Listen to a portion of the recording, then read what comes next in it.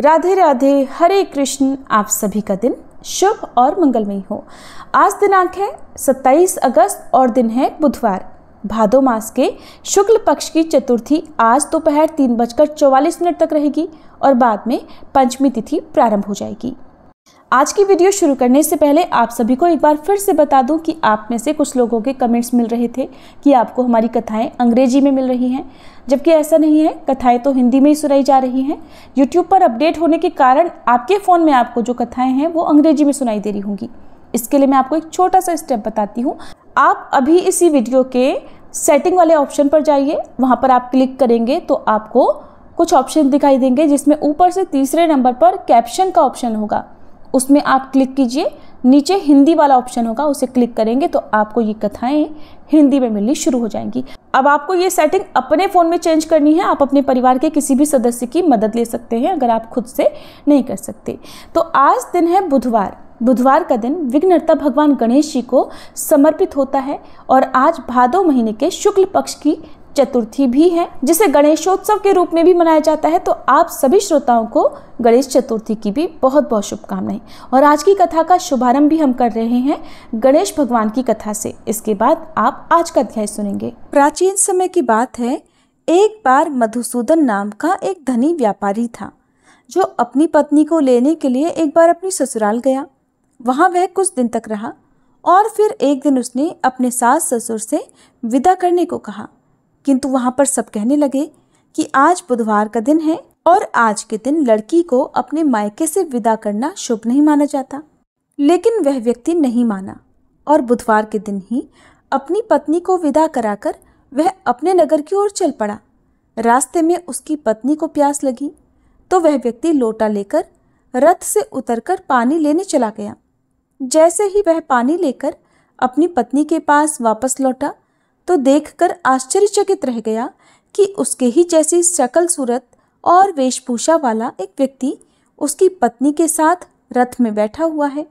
वह क्रोधित हुआ और उसने क्रोध से कहा कि तू कौन है जो मेरी पत्नी के पास में बैठा हुआ है। तब दूसरा व्यक्ति बोला, ये मेरी पत्नी है, इसे मैं अभी अभी ससुराल से विदा कराकर ले जा रहा हूँ। अब तो वे दोनों व्यक्ति आपस में झगड़ा करने लगे। तभी राज्य के सिपाही आकर लोटे वाले व्यक्ति को पकड़ने लगे। उस स्त्री से पूछा कि तुम्हारा असली पति कौन है, बताओ। तब वह पत्नी शांत रही, क्योंकि देखने में दोनों ही व्यक्ति एक जैसे थे। अब भला वह किसे अपना असली पति बताती। और वह व्यक्ति ईश्वर से प्रार्थना करता हुआ कहने लगा, हे परमेश्वर, ये आपकी क्या लीला है। हे प्रभु, इस असमंजस से, इस विपत्ति से मुझे बाहर निकालिए। ये आपकी क्या लीला है प्रभु कि सच्चा झूठा बन रहा है। तभी आकाशवाणी हुई कि मूर्ख, आज बुधवार के दिन तुझे यात्रा नहीं करनी चाहिए थी, पर तूने किसी की बात नहीं मानी और चल पड़ा। ये सब लीला बुद्धदेव भगवान की है। तब उस व्यक्ति ने हाथ जोड़कर सच्चे मन से बुद्धदेव से प्रार्थना की। उसने अपनी गलती के लिए क्षमा मांगी और तब बुद्धदेव की कृपा से वह दूसरा व्यक्ति, जो उसके ही जैसे शक्ल सूरत वाला था, अंतर्ध्यान हो गया। इसके बाद वह व्यक्ति अपनी स्त्री को लेकर घर आया। इसके बाद से ही वे दोनों पति पत्नी बुधवार का व्रत हर सप्ताह नियम पूर्वक करने लगे। इस कहानी से ये शिक्षा मिलती है कि बुद्धिमत्ता का उपयोग सही समय और सही जगह देखकर करना चाहिए। मान्यताओं के अनुसार बुधवार के दिन किसी भी स्त्री को अपने मायके से ससुराल के लिए यात्रा भी नहीं करनी चाहिए। अब सुनिए बुधवार व्रत की एक और कथा। बहुत समय पहले की बात है। एक गांव में एक विधवा अपनी बहू के साथ रहती थी। बहू थोड़ी मंदबुद्धि थी और उसे भूख बिल्कुल भी सहन नहीं होती थी। ऐसे में वह हर दिन सुबह उठकर सबसे पहले खाना खाया करती थी। एक दिन विधवा महिला ने अपने घर पर एक पूजा रखी, लेकिन उसे इस बात की बड़ी चिंता थी कि उसकी बहू तो सुबह उठकर ही खाना खाने लग जाएगी। ऐसे में भगवान के लिए बना प्रसाद तो झूठा हो जाएगा। ये सोचकर उसने अपनी बहू को कुछ समय के लिए घर से दूर रखने का उपाय सोचा। उसने सुबह अपनी बहू को एक मटका दिया जिसमें नीचे से छेद था और उसने अपनी बहू को बुलाकर कहा कि बहू, आज घर में पूजा है, इसलिए तू जा और जाकर पानी का इंतजाम कर ले। हालांकि बहू भी बहुत चालाक थी। उसने ये सब देख लिया था कि मटके में नीचे छेद है। ऐसे में उसने घर से बना हुआ आटा चुपके से निकाल लिया और मटकी में पानी भरने चल पड़ी। जब वह कुएं के पास पहुंची तो कुएं के पास पहुंचकर उसने उस आटे से रोटियां बनाई। पास में ही आग जल रही थी। उसने उसी आग में अपनी रोटियां सेक ली। इसके बाद उसे नजदीक ही गणेश भगवान का मंदिर भी दिखाई दिया, जहां पर किसी ने भगवान गणेश के समक्ष घी रखा हुआ था। बहू ने उसी घी को अपनी रोटी पर लगा लिया और खा गई। उसकी इस हरकत को देखकर भगवान गणेश को बहुत गुस्सा आया और उन्होंने अपनी नाक पर एक उंगली चढ़ा ली।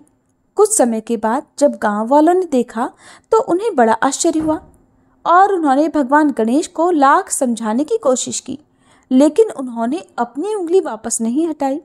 धीरे धीरे ये बात राजा तक पहुंच गई। फिर पंडितों को बुलाया गया और ज्योतिषियों को भी बुलाया गया। बहुत पूजा पाठ की गई, फिर भी भगवान गणेश ने अपनी नाक पर से उंगली नहीं हटाई। तब राजा ने ये ऐलान किया कि जो भी भगवान गणेश को नाक से उंगली हटाने के लिए मना लेगा उसे 5 गांव इनाम के तौर पर दिया जाएगा। विधवा महिला की बहू ने भी ये बात सुनी तो वो भी कहने लगी, क्या मैं कोशिश करके देख सकती हूँ? उसकी बात सुनकर वहां पर एकत्रित हुए सभी लोग हंसने लगे, क्योंकि अब तक लाख प्रयास करने के बावजूद भी भगवान गणेश का क्रोध कम नहीं हुआ था। तो लोगों ने सोचा कि चलो, सब लोग तो अपने अपने प्रयास करके देख चुके हैं, एक बार ये भी करके देख ले। अनुमति मिलते ही बहू ने सबके सामने एक शर्त रख दी कि मेरे घर से लेकर मंदिर तक एक पर्दा बांध दिया जाए और कोई भी हमें ना देखे। लोगों ने ऐसा ही किया। इसके बाद बहू ने अपने कपड़े में से एक मोगरी छुपाई और मंदिर पहुंच गई। वहां जाकर उसने भगवान गणेश को चेतावनी दी कि प्रभु, ये उंगली हटा लो, नहीं तो एक मोगरी मार कर मैं आपके टुकड़े टुकड़े कर दूंगी। भगवान गणेश को लगा कि ये औरत तो पूरी तरह पागल है, कहीं सच में मुझे मोगरी ना मार दे। ऐसा सोचकर उन्होंने अपनी नाक पर से उंगली हटा ली और जब पर्दा हटाया तो देखा भगवान गणेश जी की उंगली वापस अपनी जगह पर है, जिसे देखकर गांव वाले बहुत प्रसन्न हुए और बहू का जय जयकार करने लगे। इसके बाद राजा के आदेश के अनुसार उस बहू को 5 गांव इनाम में दे दिए गए। कहा जाता है कि तब से ही बुधवार का व्रत करने वाले लोग इस कथा को भी सुनते हैं और दूसरों को सुनाते हैं और भगवान गणेश से यही वरदान मांगते हैं कि जैसे उन्होंने बहू की बात मानी वैसे ही हमारी बात मानकर हम सबकी भी मनोकामनाएं पूर्ण करें। इस प्रकार भक्तजनों, आज के दिन जो भी बुधवार व्रत की इन कथाओं को सुनता है और दूसरों को सुनाता है, उनके घर में, उनके जीवन में भगवान गणेश की कृपा से सुख, शांति और यश बना रहता है। उनके घर के अन्न के भंडार और धन के भंडार कभी खाली नहीं होते। प्रेम से बोलिए विघ्नहर्ता भगवान गणेश की जय। अब सुनिए आज का अध्याय। भगवान श्री कृष्ण ने गोवर्धन पर्वत धारण करके समूचे गोकुल को बचा लिया। ये जानकर देवराज इंद्रकोण के दर्शन की इच्छा हुई। वे अपने महागज ऐरावत हाथी पर आरूढ़ होकर ब्रज में आए। वहां देवराज ने गोवर्धन पर्वत के समीप श्री कृष्ण के दर्शन किए।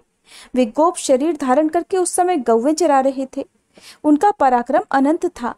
संपूर्ण जगत के रक्षक भगवान श्री कृष्ण वहां ग्वाल बालों से घिरे हुए खड़े थे। ऊपर पक्षीराज गरुड़ अन्य प्राणियों से अदृश्य रहकर श्री हरि के मस्तक पर अपने पंखों से छाया कर रहे थे। ये देखकर इंद्र एकांत में ऐरावत हाथी से उतरे और प्रेम से एकटक देखते हुए भगवान मधुसूदन से मुस्कुराकर बोले, महाबाहु श्री कृष्ण, मैं आपके पास जिस कार्य के लिए आया हूं उसे सुनिए। मेरे प्रति कोई अन्यथा विचार नहीं करना चाहिए। परमेश्वर, आप ही संपूर्ण जगत के आधार हैं और पृथ्वी का भार उतारने के लिए इस धरती पर अवतरित हुए हैं। मेरा यज्ञ बंद होने से मेरे मन में विरोध जाग उठा और मैंने समूचे गोकुल का नाश करने के लिए बड़े बड़े मेघों को वर्षा करने की आज्ञा दे दी। उन्होंने ही ये संहार मचाया है, लेकिन आपने महापर्वत गोवर्धन को उखाड़कर समस्त गौओं को कष्ट से बचा लिया। हे वीरवर, आपके इस अद्भुत कर्म से मुझे बड़ी प्रसन्नता हुई है। कृष्ण, मैं तो अब ऐसा मानता हूँ कि आज ही देवताओं का सारा प्रयोजन सिद्ध हो गया, क्योंकि आपने एक ही हाथ से इस गिरिराज को ऊपर जो उठा रखा था। हे श्री कृष्ण, आपने गौवंश की बहुत बड़ी रक्षा की है।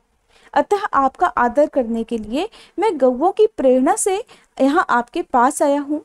गौओं के आदेशानुसार आज मैं उपेंद्र के पद पर आपका अभिषेक करूंगा और आज से आप गौओं के इंद्र होकर गोविंद नाम से विख्यात होंगे।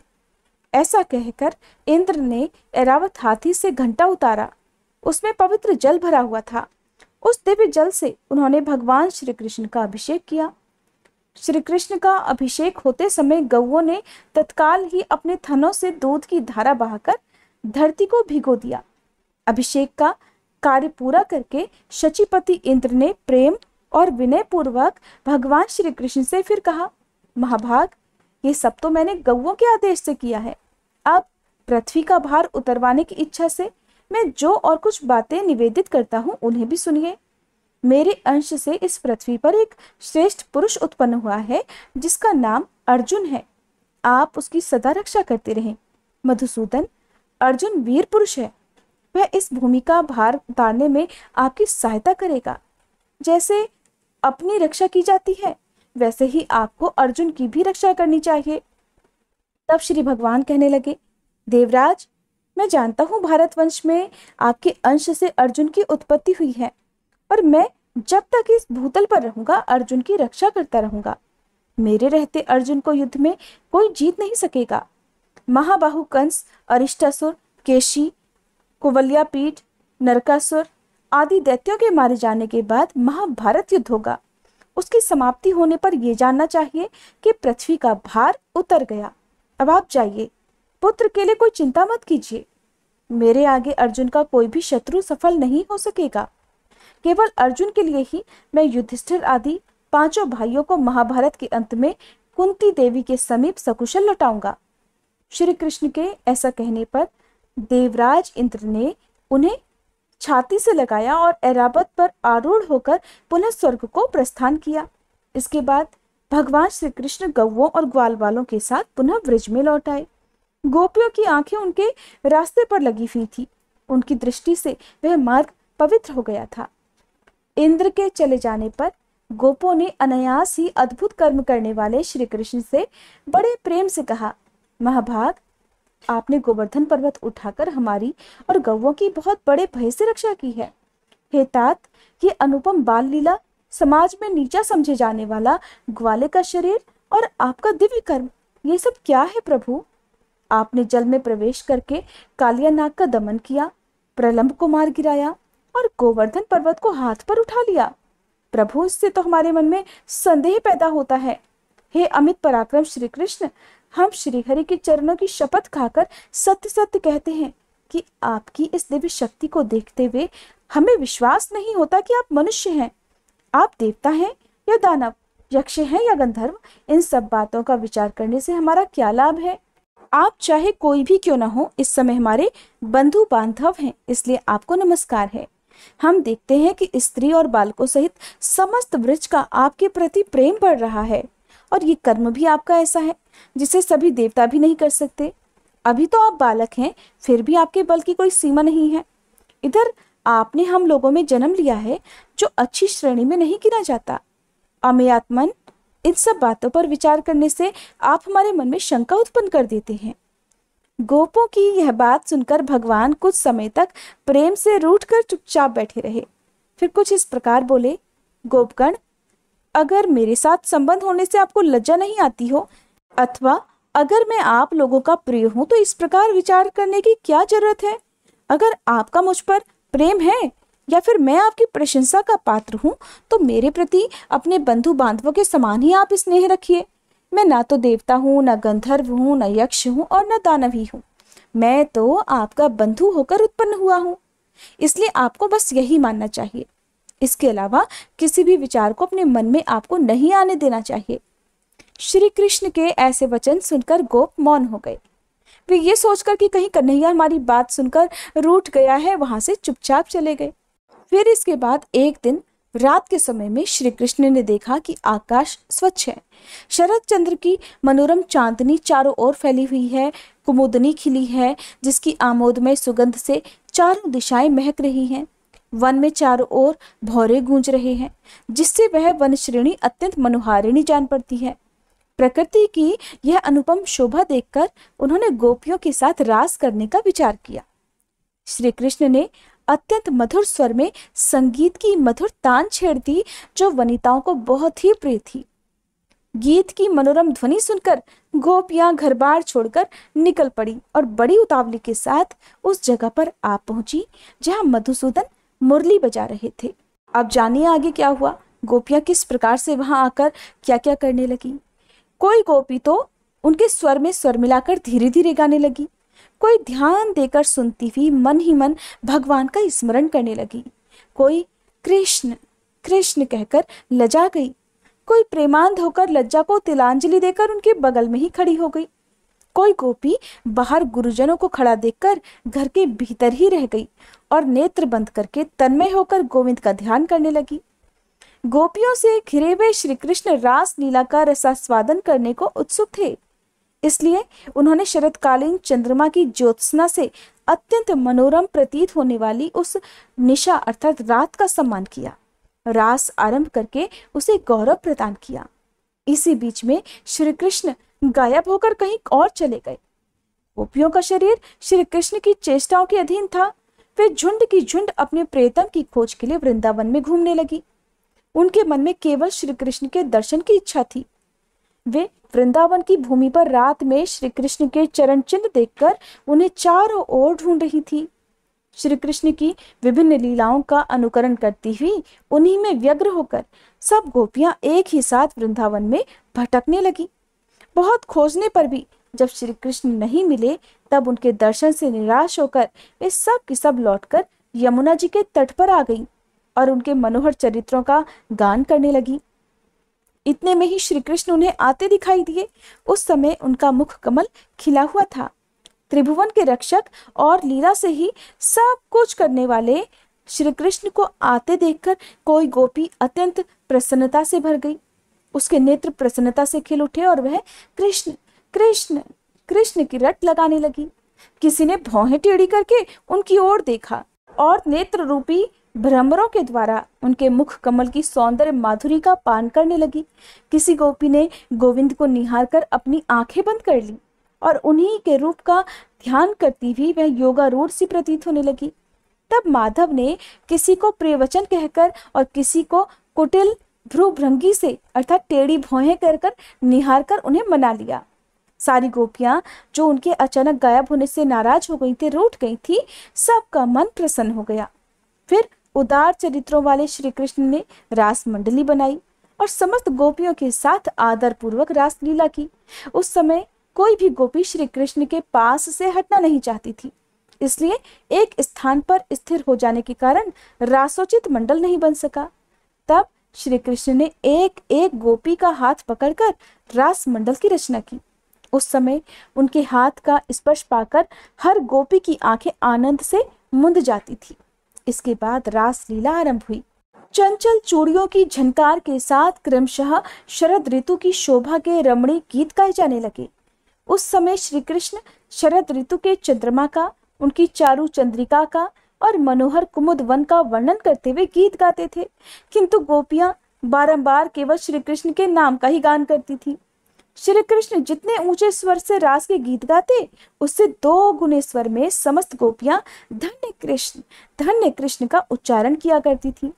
भगवान जब आगे चलते तब गोपियां उनके पीछे चलने लगती और जब वे पीछे की ओर घूमकर लौट पड़ते तब वे उनके सामने मुंह करके पीछे हट जाती थी। इस प्रकार वे अनुलोम और प्रतिलोम गति से श्री कृष्ण का साथ दे रही थी।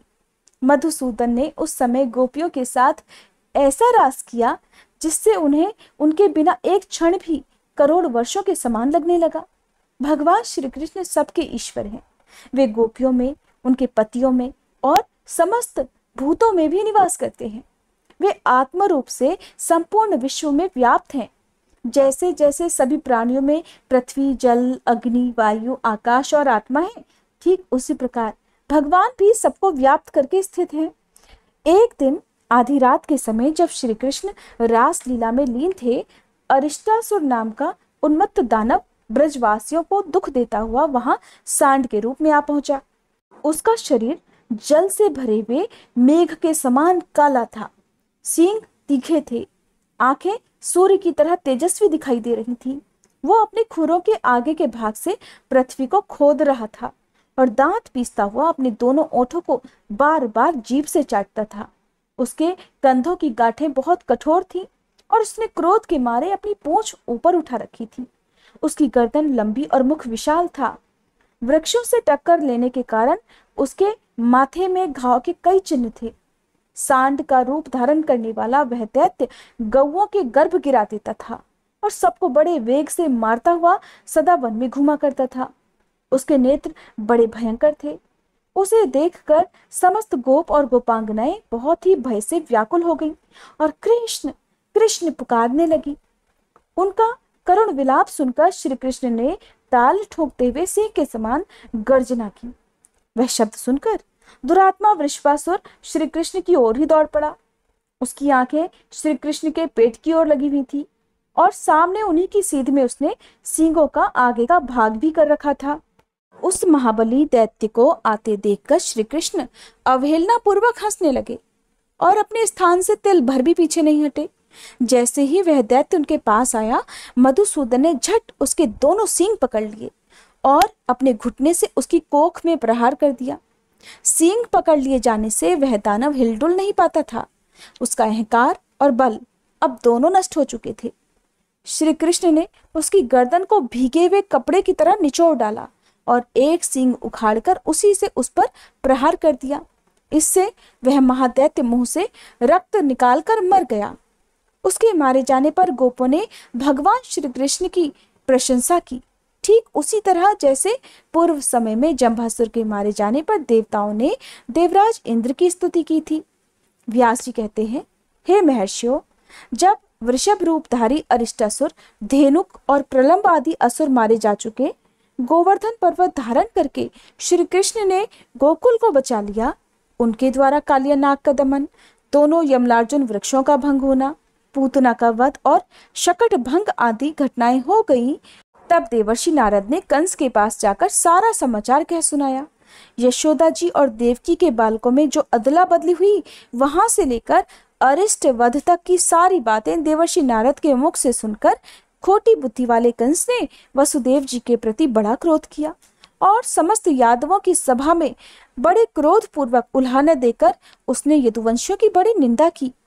फिर आगे के कर्तव्य के विषय में इस प्रकार विचार किया, बलराम और कृष्ण अभी दोनों बालक हैं। जब तक वे युवा होकर अत्यंत बलवान नहीं हो जाते, तब तक ही मुझे उनका वध कर डालना चाहिए। युवा होने पर तो वे मेरे काबू के बाहर ही हो जाएंगे। यहाँ महापराक्रमी चाणूर और बलवान मुष्टिक दोनों पहलवान मौजूद हैं। इनके द्वारा महायुद्ध में उन दोनों मत वाले बालकों को मरवा डालूंगा। धनुष यज्ञ नामक उत्सव देखने के बहाने दोनों को ब्रज से बुलाकर ऐसा प्रयास करूंगा जिससे उनका नाश हो जाए। इस प्रकार सोच विचार कर दुष्टात्मा कंस ने बलराम और श्री कृष्ण को मार डालने का निश्चय किया और वीरवर अक्रूर को बुलाकर कहा, दानपते, तुम मेरी प्रसन्नता के लिए एक बात मानो। यहाँ से रथ पर बैठकर नंदगांव जाओ। वहां वसुदेव के 2 पुत्र हैं जो मेरा विनाश करने के लिए विष्णु के अंश से उत्पन्न हुए हैं। वे दोनों दुष्ट बढ़ते जा रहे हैं। चतुर्दशी को धनुष्यज्ञ का उत्सव होने वाला है। उसमें कुश्ती लड़ने के लिए उन दोनों को बुला कर लाओ। मेरे 2 पहलवान चाणूर और मुष्टिक दांव पेच में बहुत कुशल हैं। इनके साथ यहाँ इन दोनों की कुश्ती होगी और सब लोग उस कुश्ती को देखेंगे।